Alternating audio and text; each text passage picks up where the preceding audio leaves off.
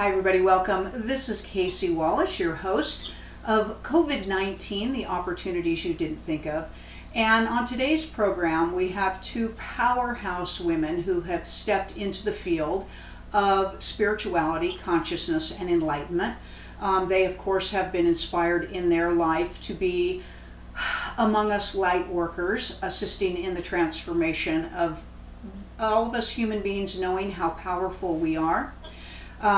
Because we are having a human experience, we constantly need support and reinforcement of that knowing. And, we reach out to people who seem to have these extraordinary connections to this wisdom to inspire us and to embrace us and to nurture us through the things that halt us on our conscious journey, which is fear. Fear and control and everything that branches from those two things. And Neloo and Ellie are magical in the energy that they have. We're going to invite you into their space. Sit back and relax, just like you're having a virtual cup of coffee or a cup of tea with us, as we are invited into their beautiful home, and we're going to let them touch you. Another suggestion for you possibly is throughout this program and throughout this dialogue to possibly just close your eyes and feel their energy in just the brief time that I've had the opportunity to chat with them before we went on this program with you. My body feels very relaxed, very calm. I feel very safe in their energy, and all of us need that now. So ladies, thank you so very much. We are so very, very honored that you answered the call to be part of this program today. How are you?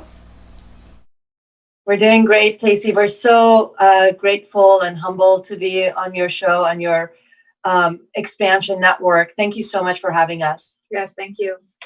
I would love to start this dialogue. We're really going to let you hold the platform for this space today because we really want to get you out to everybody. We're also going to let you viewers know, we're going to give you contact information by the end of this dialogue so that you can deepen your relationship with these women if you choose. Ladies, let's start, if you don't mind, a little bit, how you got into what you do, and then let's talk about what you do, how you support people, and of course, give us a little bit of your interpretation of what this time on this Earthship is providing for everybody. Sure.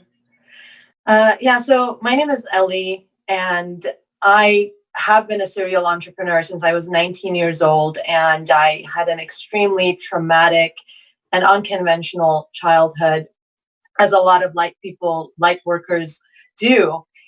We usually choose lives that are riddled with a lot of contrast, because it is, of course, that contrast that allows us to connect more deeply into ourselves and dig our roots into that non-physical, that expanded part of ourselves.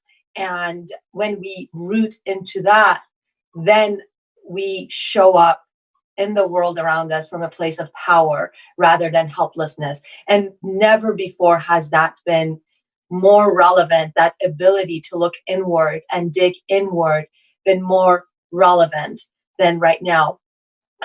So I'm just going to skip ahead real quick to your last question, which is, what is happening right now is actually a very exciting time in our human history, in our collective human history.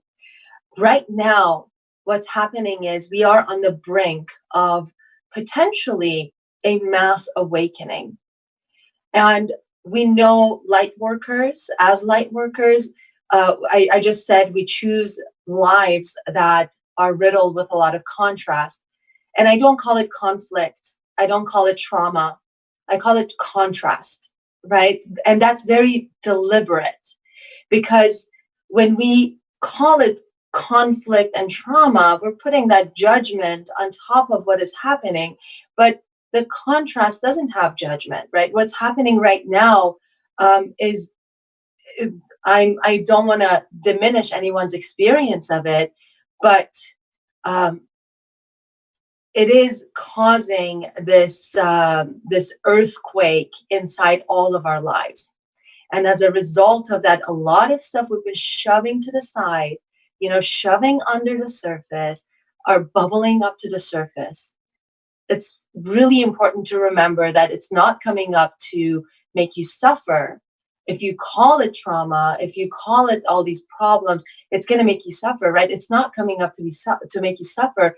It's coming up to be released, right? So that we can be more of who we actually are. And that's that opportunity. Things are coming up so that we can forgive them, we can release them, and we can move into the opportunity that COVID-19 actually provides for us. So in my own life, I was able to do that. And my traumatic childhood turned into an unconventional childhood, right? And the languaging of it.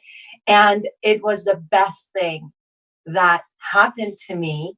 And it didn't even happen to me. It was the best thing that I chose for myself when I came into this life. Because now, regardless of anything that's happening externally, I have complete internal peace. And that's where we can move into as an entire human race right now, because the contrast we're experiencing is no longer individual contrast. We're having individual responses to it, but it is not an individual experience. It's an experience that we're sharing with everyone.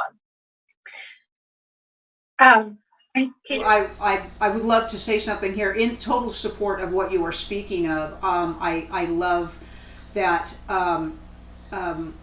experience just is experience that expands you. It is the judgment of those experiences that end up binding those experiences to us or causing those experiences to be limited. So what we believe and perceive and teach through our teachings is fully in alignment with what you're speaking of. And I kind of laugh. I'm not laughing at anybody in support of what you are calling the non-conventional childhood. Unfortunately, I think is conventional for a lot of people. I think more people don't have the seamless golden goblets and rainbows childhood as we all kind of wish that everybody did. But what you do with that is where the extraordinary steps in, and that's obvious with you and your ability to do that. We likened this, you were saying the opportunities to clear things are like viruses in your own computer. So it's funny that this is the COVID virus at this time, which is kind of forward. But so thank you for saying that. I really wanted to support that back to you. Thank you. And Casey, just give you a little background on myself. So I'm Neloo. I too had a conventional, unconventional childhood. A lot of mental health issues that were not addressed by my family for generations. So kind of growing up in that, my normal.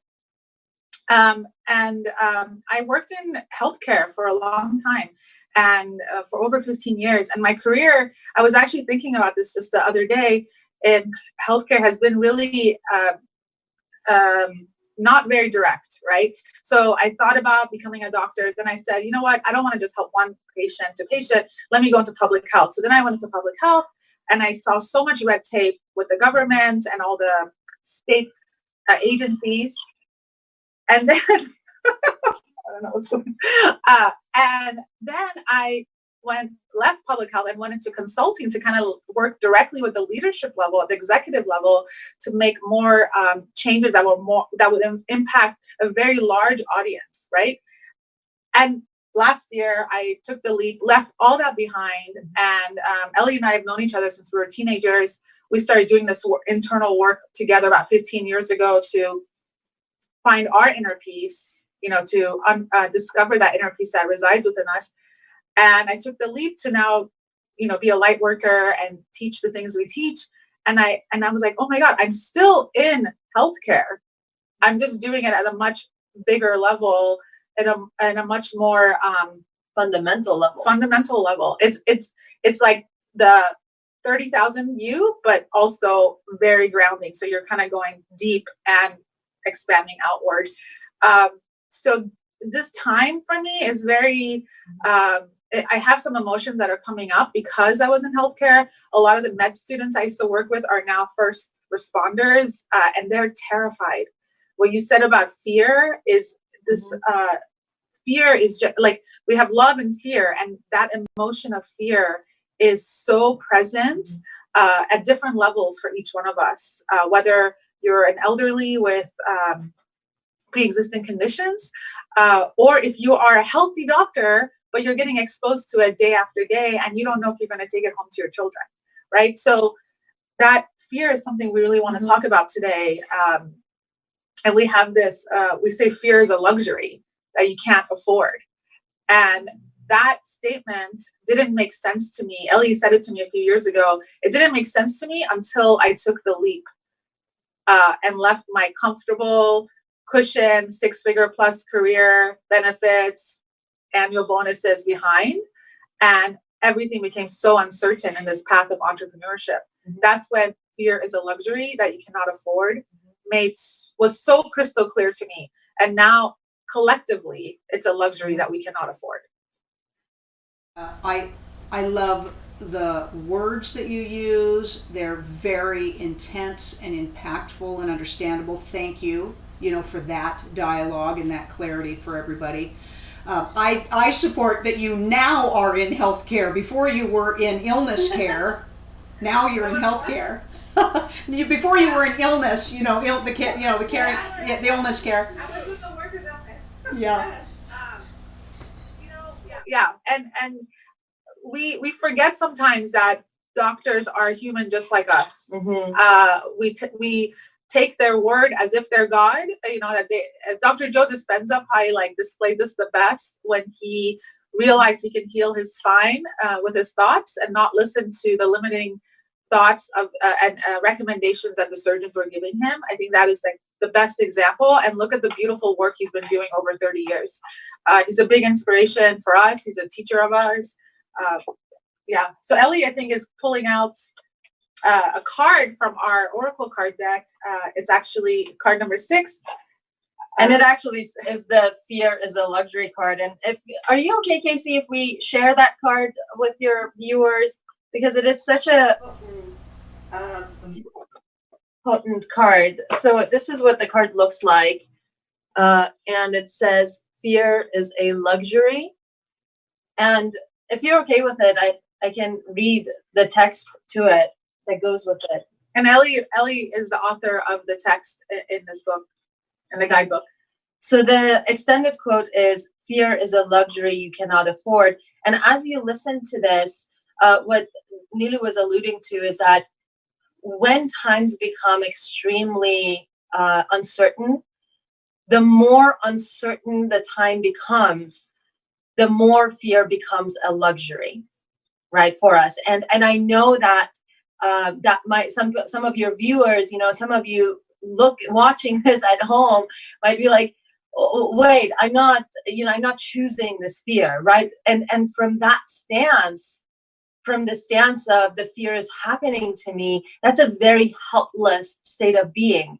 And when everything is fine in life, right? So when your job is okay, everybody is healthy and so forth, it's very easy. It's a luxury, right?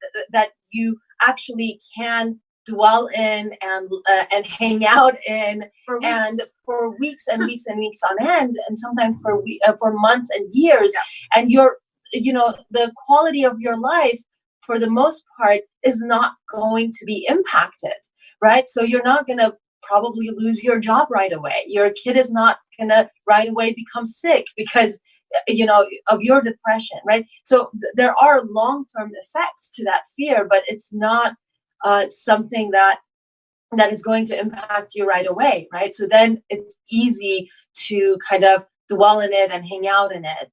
But when times become uncertain, we really can't afford to hang out in fear, right? Because now if you're in bed just completely paralyzed by fear for a week, there are real consequences to that inability to pull yourself out of it, right? So as you're listening to this, think about how uncertain times are right now and how much we can't afford to choose fear at this point. And as much as media wants us to choose fear, right, we can't really afford it. So the text goes, are you consumed by fear? Is the uncertainty of life keeping you up at night? This card reminds you that your fear is your choice.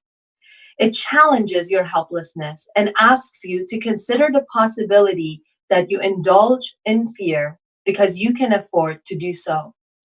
If these statements are met with resistance or defense within you, imagine this. What would you do if you were stranded in a desert with no food and no shelter? Would you be paralyzed by fear and inaction? Would you sit in the blazing sun and resolve to die? Or would you move yourself into action fueled by your instinct to survive? Fear is a luxury for which you pay with your time, with your well-being, and with your joy. You dwell on that which scares you because you can afford to do so. And you cast it aside when you can no longer afford to indulge in it. But you don't have to be stranded in a desert to cast aside your fear. Today, stop arguing in defense of your fears. Say to yourself, I am done paying for my fears with my precious life. And begin the process of moving out of darkness into the light. And I do want to point something out. The sentence is like, today, stop arguing in defense of your fears. That argument, that justification, but that fixation on what is and what we are being told, that is part of the problem that keeps us stuck in these limiting states of being. And fear is a very limiting state of being, right? It's very debilitating state of being, right? But Ellie, the numbers are increasing, but so many people are dying, but look at Italy, but look at this, you know, US. but look at you, right? So that argument, that constant need to justify the fear and the anxiety within us, that is part of the problem here, right? So we're talking today about opportunity. Opportunity is not going to present itself when we are in that state of arguing for the fear. Mm-hmm. Mm-hmm. So the first thing, and this is a very practical thing, right? The first thing you can do right now is to stop arguing for the fear, right? Even if the thought comes to your mind, right? Catch yourself, right? Bite your tongue and say, I'm not going to say that out loud.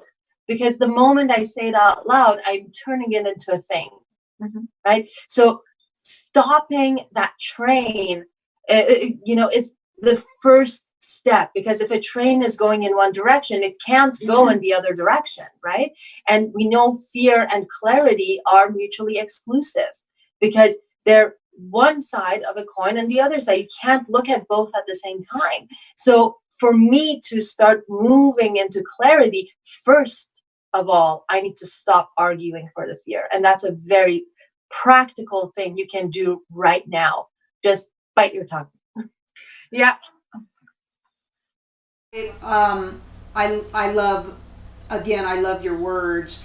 And you know, fear, we always talk about how fear puts you into the reactive mind, where there no resolve resides in reactivity. Those are kind of the big quotes that we use. If you're going to seek resolve and solution and expansion and magnificence, you have to be in calm and you have to be in creativity or creating your experience. And a lot of people aren't used to the discipline of that choice. They're set in automation to follow the fear of the suggestions around them. And for some of our viewers, this may be some of the first actions on their conscious journey and on their state of awareness. And it's powerful stuff. I mean, you're able to jump right in to the opportunity and the muck of choosing differently, and you are well on your way onto your journey of awareness. I think it's so interesting that the emotion that is being triggered across the world is actually fear. You know, it's not depression, it's not anger. I mean, there is some of that, but the underlying core emotion that all of us are experiencing to some degree is fear. And for this collective evolution to happen, that is the emotion that has to get triggered, because that is at the bottom of the spiral. And so it is providing the most amount of contrast for every one of us. And what you said about discipline, mental discipline, is so important right now. Yes, we have an Instagram page and we talk about some of the quotes that are in these cards. And yesterday we actually talked about fear is a luxury you can't afford. And I said, if you want to help the world get beyond this pandemic, the number one thing you can do right now is be monitoring your vibration. Yes, wash your hands. Yes, practice physical distancing, but monitoring your vibration is the number one thing you can do. We support that. In translation, your vibration is the way you're feeling, your output, your output of your emotions, your output of your thoughts. That's your vibration, okay? And you don't need a device to measure your vibration. You know that if you're choosing joy, you're choosing clarity and possibility, relaxation, comfort, calm, connections with the people that you love in loving, positive ways, not in collective panic with everybody that you love. All of those things are going to get that vibration up. And of course, from a wellness standpoint, that vibration is going to assist you in staying well. When you dip your vibration, that's where all the crud has the opportunity to jump in. That huge, you've just opened up your huge window for all this stuff to come in. You keep your vibration up, that window, of opportunity for the negative stuff closes down. What do you ladies do? I know you have these incredible oracle cards, which are, first of all, let me stop right there. There may be people out there who don't understand what oracle cards are.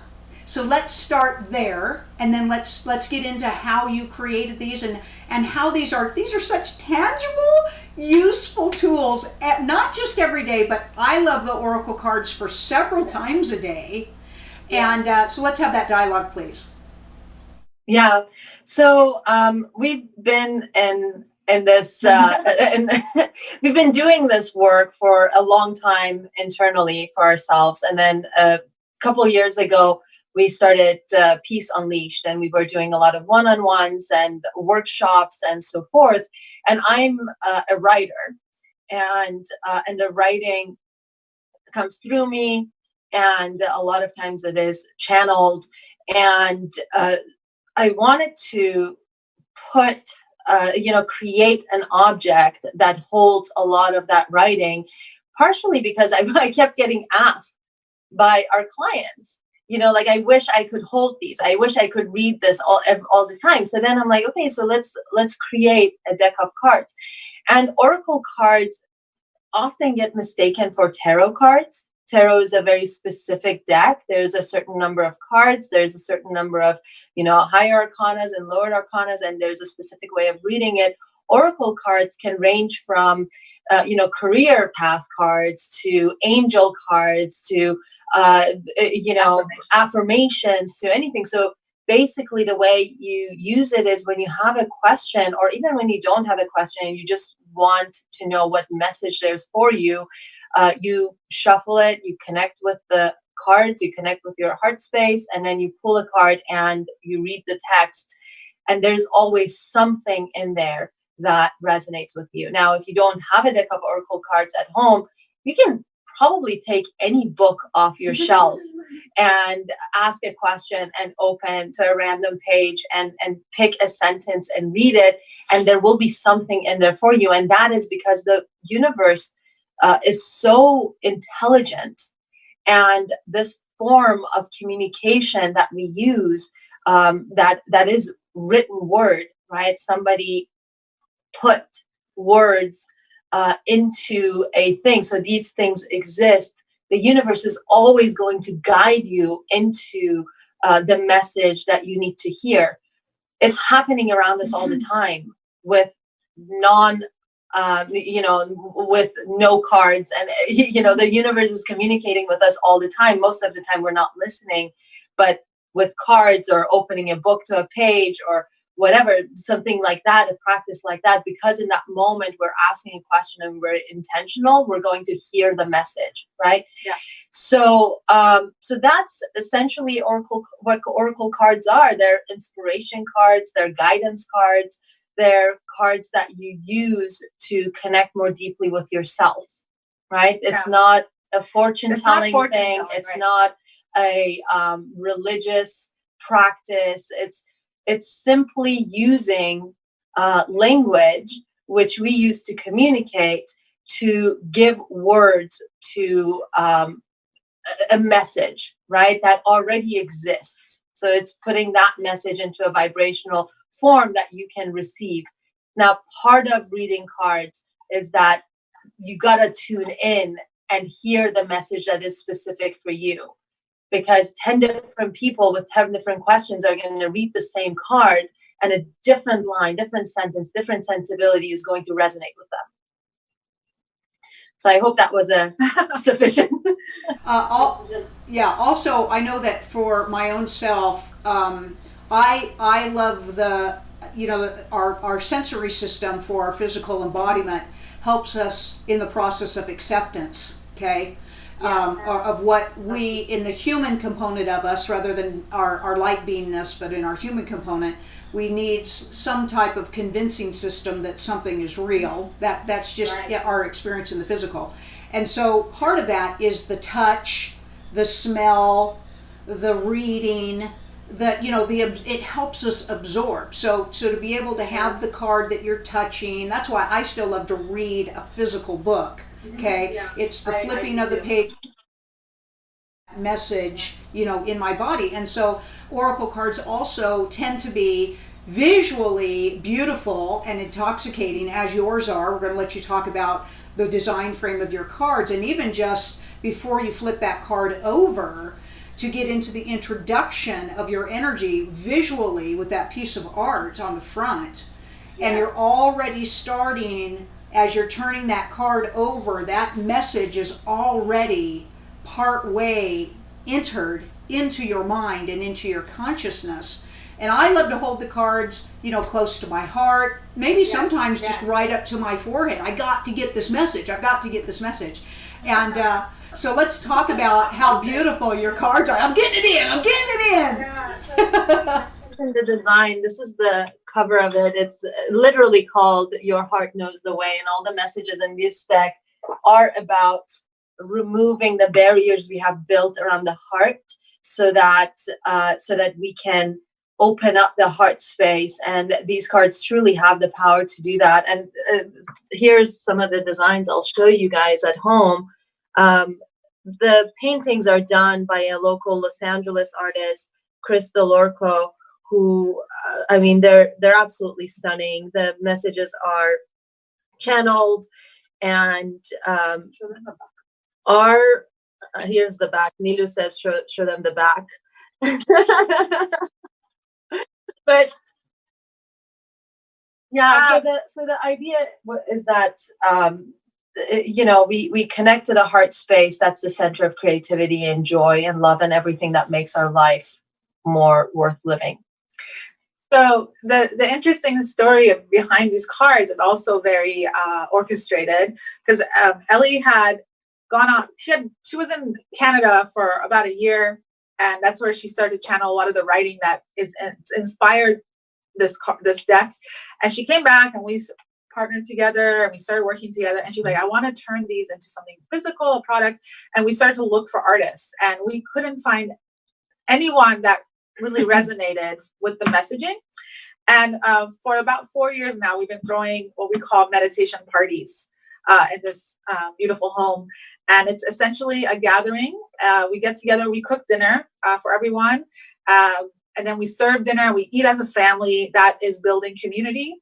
And then we sit for a brief discourse on a topic that we choose, and a guided meditation, a 15-minute guided meditation. And a lot of the people in our community, this is their only time to eat a home-cooked meal, or to sit in communion with a group of people and sit in silence. We, of course, encourage them to meditate on their own, but this might be the only time they meditate once a month. And two people who are regular attendees of these parties is the artist Crystal Lorco and the design director Mariola Brucheska. And so at one of our parties, Ellie, like a light bulb went on over her head, and she's like, "What about Chris? You know, his paintings are amazing." And I'm like, "Yeah, that's a good idea." So we run over to Chris and we ask him, and then he's he's an established artist and he didn't want to have to deal with design. And so he's like, "We can get Mariola to do the design." He just points at her. And so that's how the team really came together. And she does advertising campaigns for Nike and Google and YouTube. Yeah. And, you know. Yeah. She's done a lot of impeccable work. And but because both of them are part of this community, and our parties now, we have about 60 people that come regularly, but when they were smaller and more intimate, they were part of that initial group.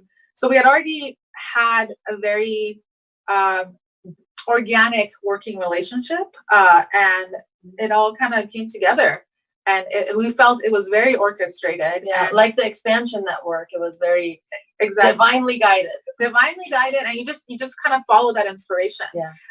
And the artwork, if you look at it, when you hold it, it triggers some, in a positive way, emotions, deep emotions, and helps you easily just connect to that heart space. We want people to get out of their head and drop into this heart space, and we thought that artwork was a perfect pairing. Mm-hmm. I agree with you. I think our fear lives in our head, in our reactive mind. Our love is, and full of possibilities, in the now, in the heart space. I'm sitting here in awe going, I'm coming to your house, you know, for dinner. I mean, please, we would love to have you. We have to have our March party was a virtual meditation party. Not the same, but it was, it's okay. Yeah. So I wanted to go back, Casey, to something that you were kind of alluding to, and use that as a bridge to give a second tip for people if they are faced with a lot of fear. There's a question that at any point you can ask yourself. And that question is going to clarify a couple of things internally. And that question is, am I willing to see this differently?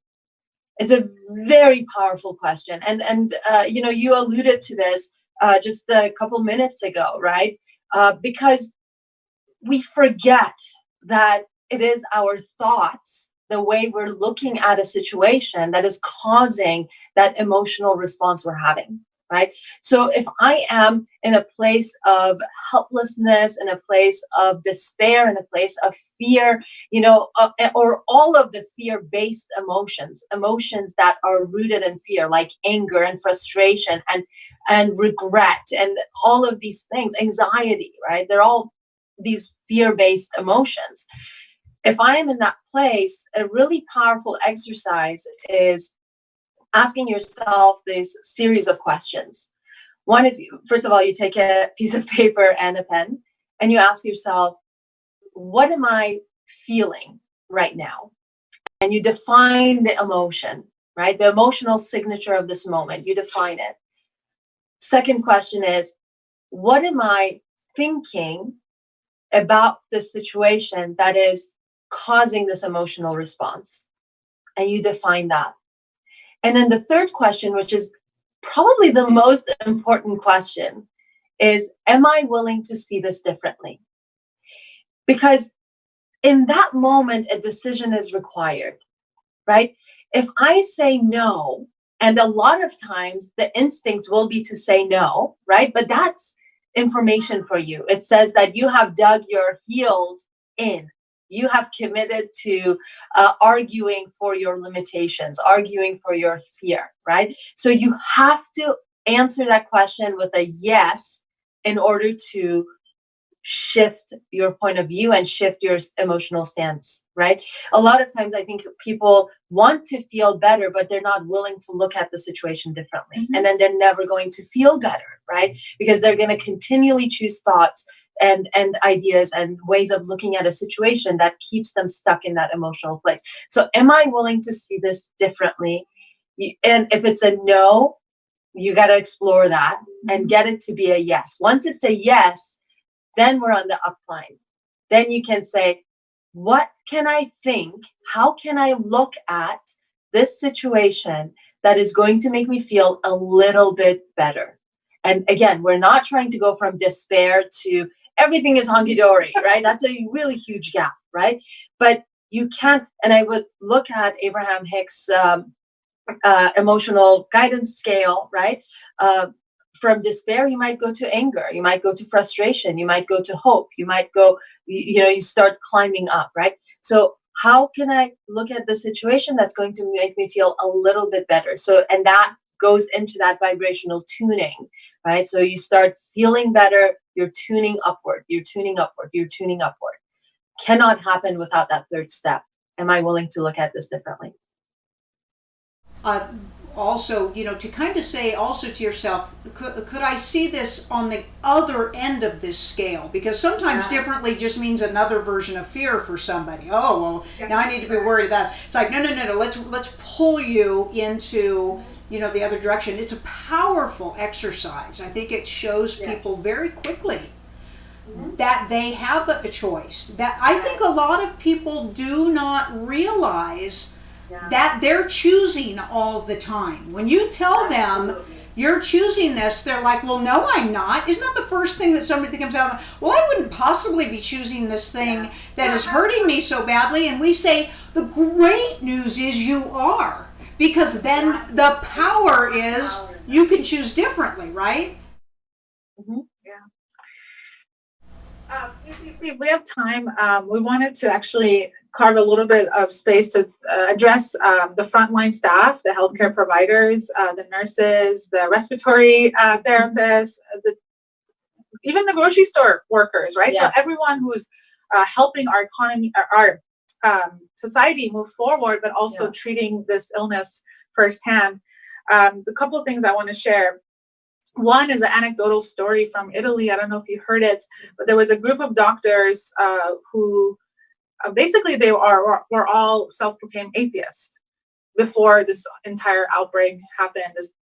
And in the midst of taking care of the people, and they said, we're no longer doctors. We have now become selectors, because now we have to choose who gets to live and who has to die, because we can't take care of everyone. We're limited on space, on materials and equipment, and just time. And so it was a very dark time for them to go from being a healer, building a career as a healer, to being a selector. And during the midst of this, a 72-year-old priest came in with the virus, and he was ill, and he had his Bible like clung to his chest. And during his stay there, he started to just read verses to the people, to the doctors, to the nurses, but also to the others that were ill. And what Ellie was saying, you just open up the book, right? So you can pick up A Course in Miracles, you can pick up a Bible, you can pick up Hafez poetry if you're Iranian.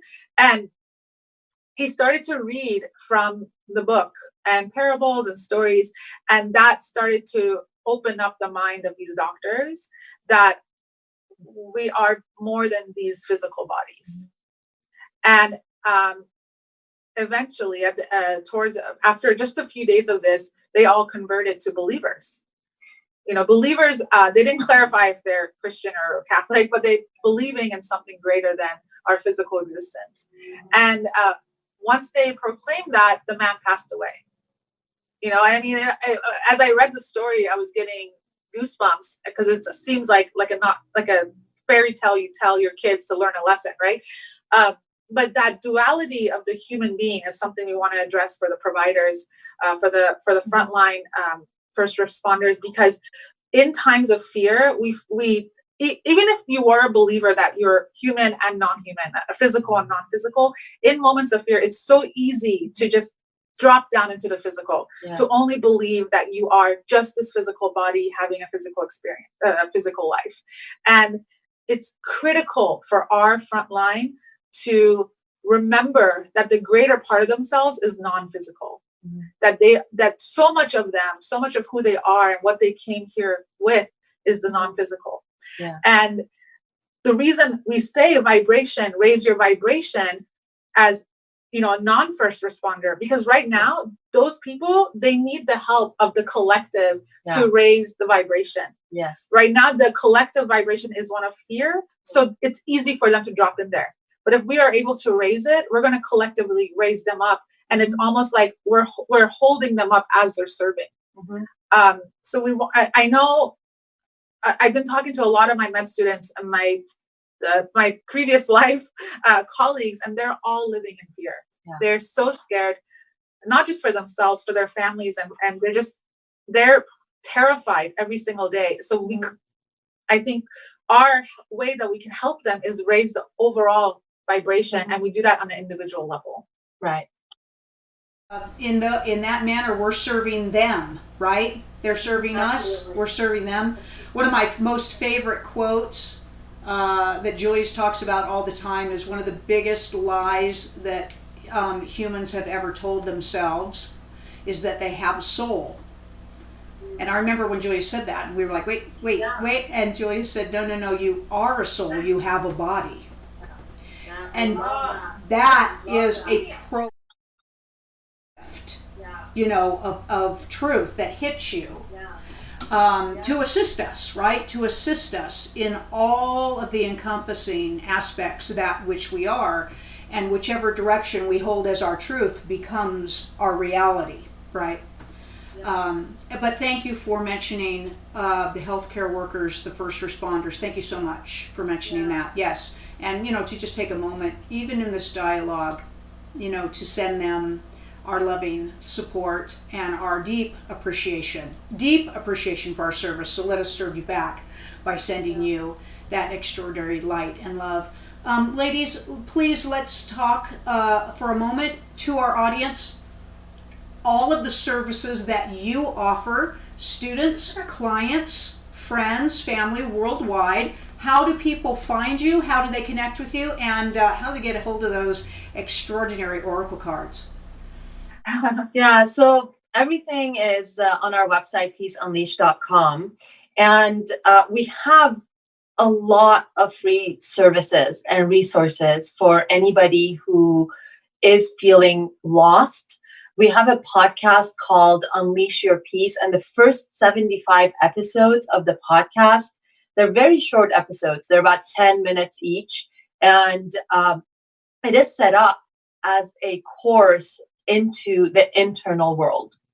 And as you're consuming it, you will find more connection with, more alignment between the physical and the non-physical. And it really helps you show up from a place of power rather than helplessness and being a victim. So if you are needing a little bit more support, that's a free resource. You can just consume. They're very short episodes. You can binge listen to them. It dives inward, and it's presented in a way that's very easy to consume and to understand, right?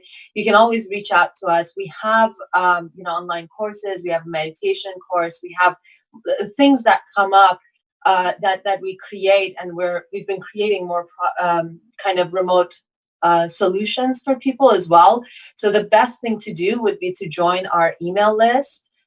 And be kind of on the up and up with that, because we don't offer the courses all the time, so that you can know when they are offered. But the product that we have, the cards, you can pick them up on our website, peaceunleashed.com.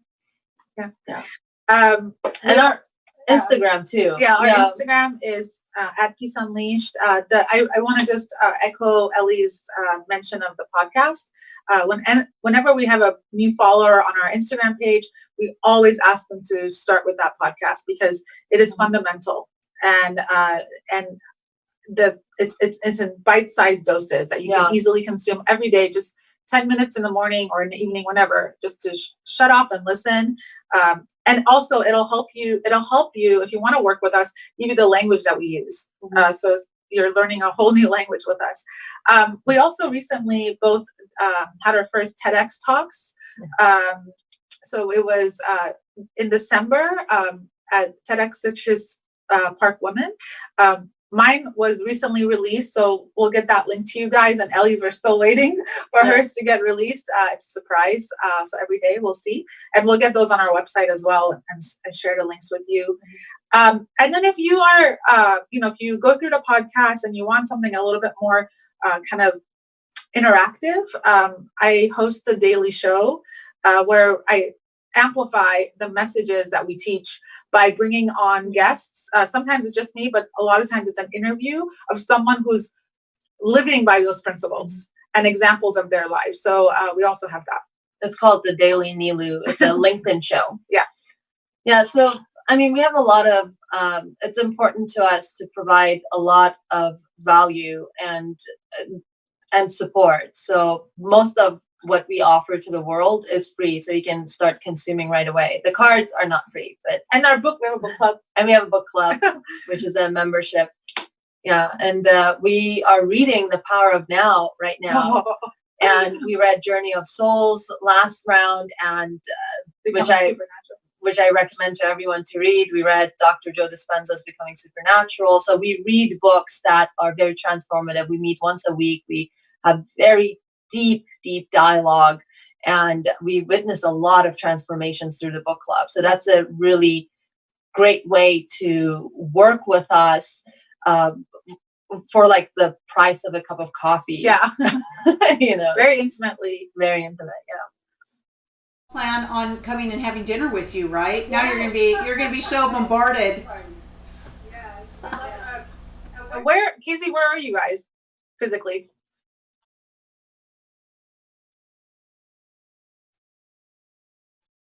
Nice.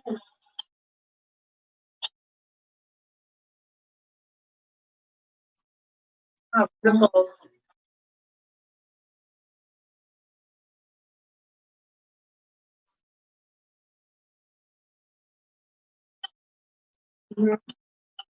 Yeah.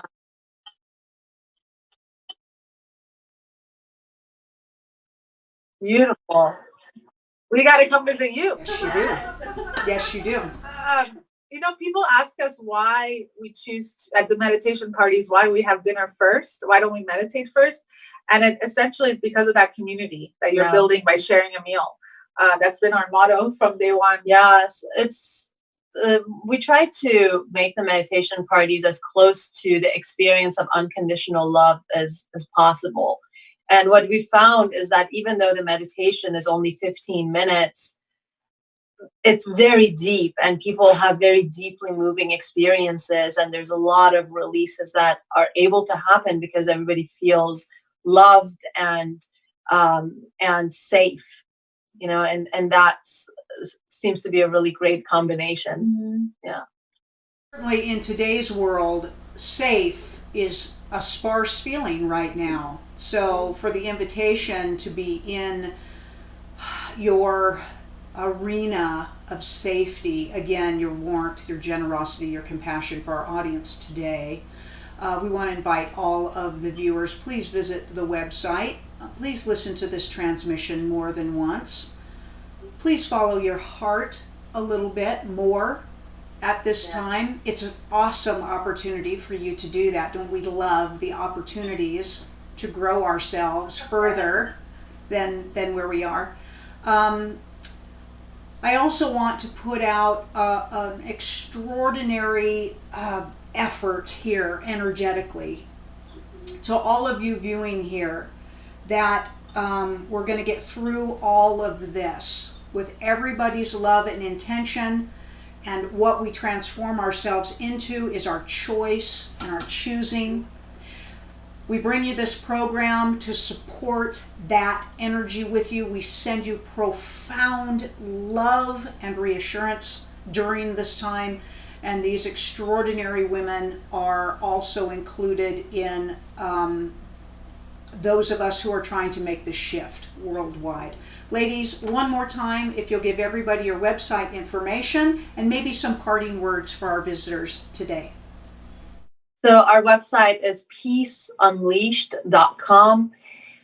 And if you take anything from this, I will leave you with one thing, that your natural state of being is one of health, one of clarity and one of love.